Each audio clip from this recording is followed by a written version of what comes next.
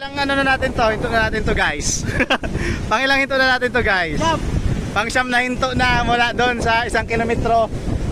2 kilometro yata yung lalakarin natin. Doon po. Ano na yung tubig sa malayo. Grabe.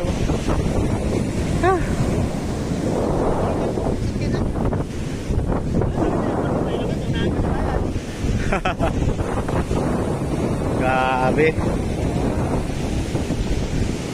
Mano-manong deliver. Parang panahon ng ano to eh. Unang panahon pa, binubuhat yung mga ano, di-deliver.